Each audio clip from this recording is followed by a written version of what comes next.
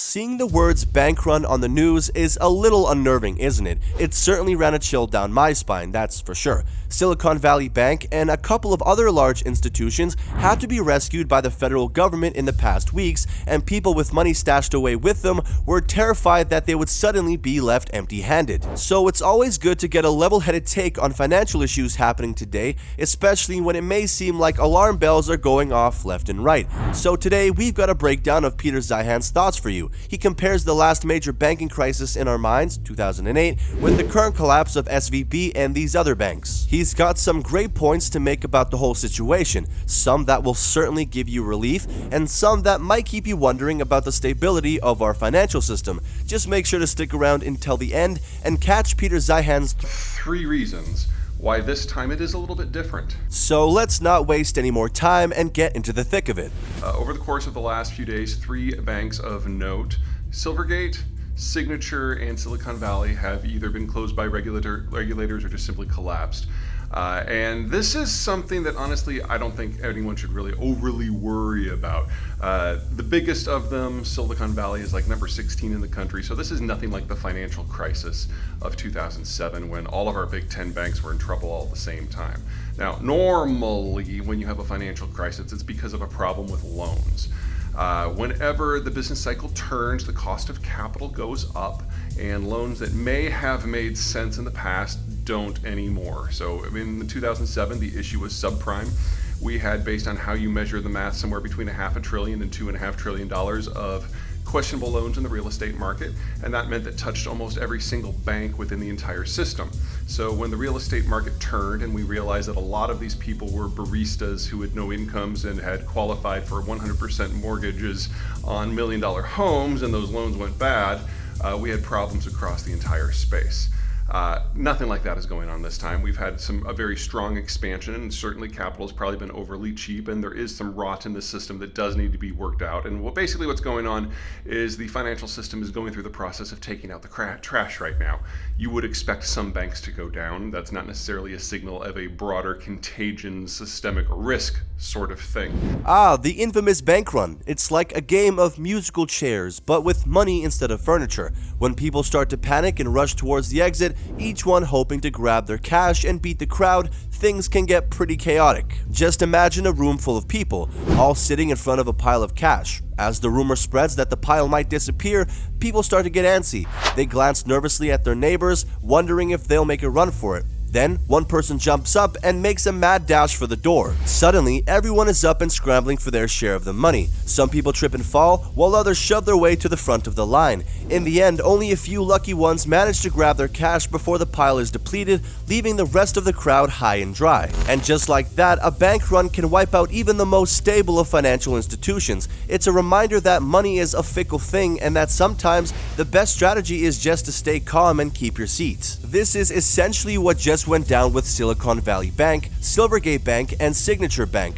Though, as Peter mentioned, this probably won't spread to other banks. The risk here was very concentrated. These banks that couldn't handle the amount of risk they were taking on have been shaken out of the system. In addition, the United States has something called the FDIC, the Federal Deposit Insurance Corporation, which is a system by where all banks pay a monthly fee into the system in order to get insurance for their depositors. So as long as your deposit is under $250,000, you are federally guaranteed to get your money back without the federal government having to do anything. That system has kicked in, and depositors will be made whole. It makes sense that these three banks are the ones that went under first. They won't be the last, probably, although that doesn't mean I'm concerned about something like eking through the entire system like a cancer. It's just that they're all related to tech, and tech tends to be a capital-intensive industry, and especially when you're talking about newer firms and startup firms and research firms, which are what these banks cater to, you're talking about institutions and companies that don't make money today. They're hoping to make money next year, or the year after that, or invest in the next big thing. So they tend to be more prospective. They don't have to have any income. And so when capital costs go up, they face problems. And so these banks are the ones that are facing the issues.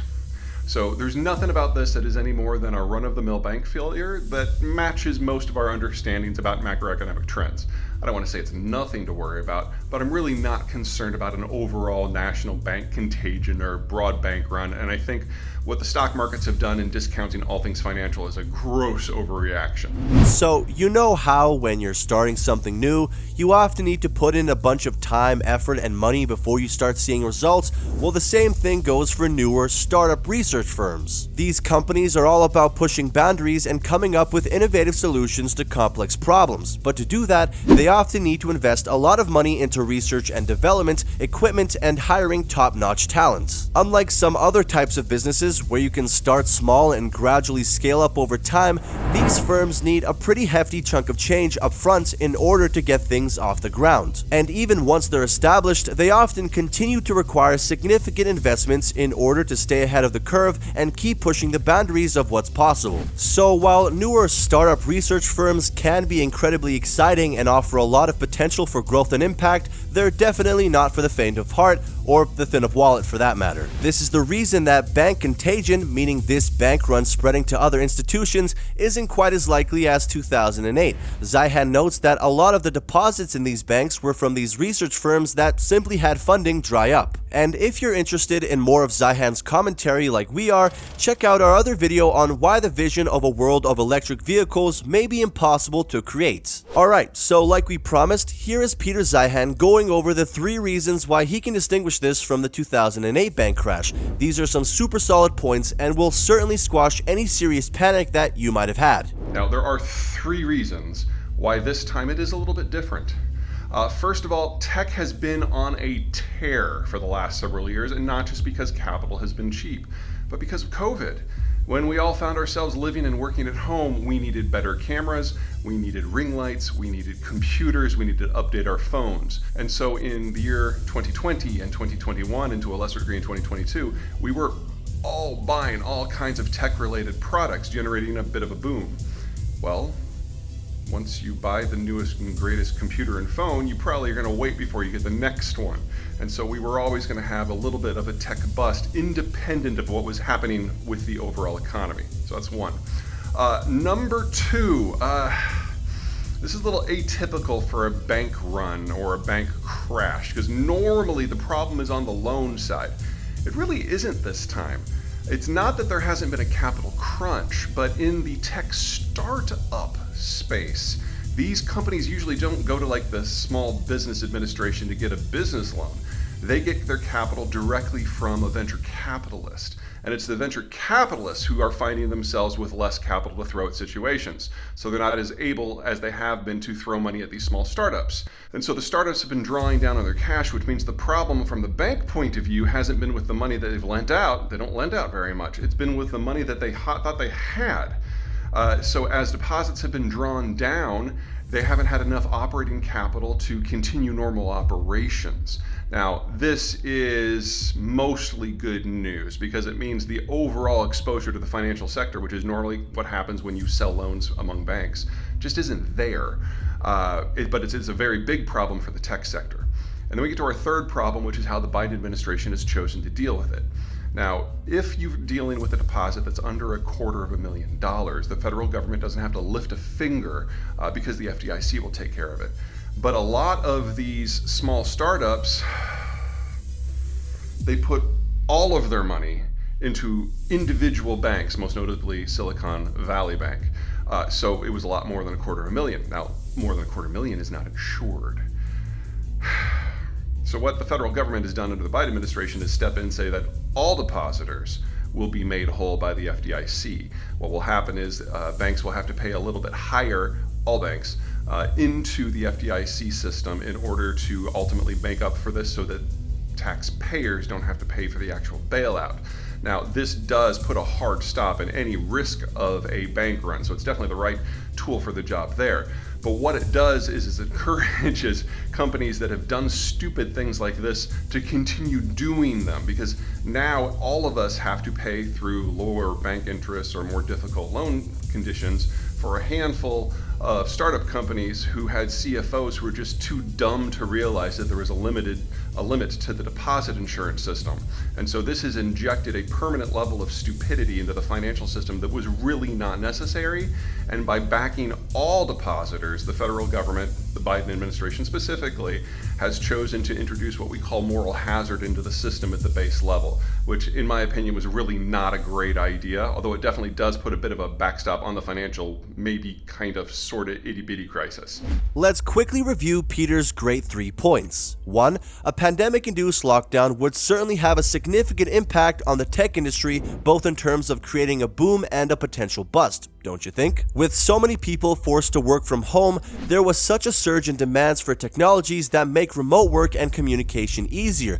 This led to a boom in the tech industry as companies rushed to produce and sell laptops, webcams, microphones, video conferencing software, and other tools that enable people to work and collaborate effectively from home. However, the tech boom created a bust as well. The increased competition caused some companies to lower prices, hurting profit margins. Furthermore, the pandemic-induced lockdown led to an economic recession or depression where consumers became more frugal, leading to a decrease in overall tech spending. Second on Peter's list is that this is atypical for a bank crash. It's not necessarily about loans or a capital crunch, which are typically the causes of most bank crashes. Instead, the collapse of the 3 banks is the result of depositors taking out too much money at once, which led to a liquidity crisis for the banks. This means that the banks were unable to meet the demands of their depositors for cash, which ultimately led to their collapse. Also, the fact that these banks were holding funds for many tech startups is significant. Tech startups often rely heavily on venture capital funding to get off the ground, and the drying up of venture capital money can have a significant impact on their ability to operate. In this case, the decrease in venture capital funding forced the tech startups to draw more money from the banks, which in turn put more pressure on the bank's liquidity. Zeihan's final point was about how the Biden administration has been dealing with it. When a presidential administration bails out banks that are unable to return their depositors' money, it can create several issues. For one, bailing out banks can be seen as a reward for bad behavior, encouraging banks to take on excessive risk without proper insurance or safeguards in place. This can lead to a moral hazard problem where banks feel emboldened to engage in risky behavior because they believe they will be bailed out if things go wrong. Another issue is the added fees that banks must pay to the Federal Deposit Insurance Corporation to make up for the bailouts. These fees can be significant and are designed to ensure that the FDIC has enough money to pay out depositors in the event of future bank failures. However, the fees can also be seen as a burden on the banking industry, particularly smaller banks that may not have the same resources as larger banks to absorb the costs. So there you have it, folks. It may not be the apocalyptic scene that we saw in 2008, but this is certainly a tough situation. Luckily, most of us are safe from the fallout, that is, unless you had $250,001 stored in Silicon Valley Bank. And thanks for stopping by Profit Protection. Keep coming back for more analysis of financial and geopolitical stories happening right now. See you next time.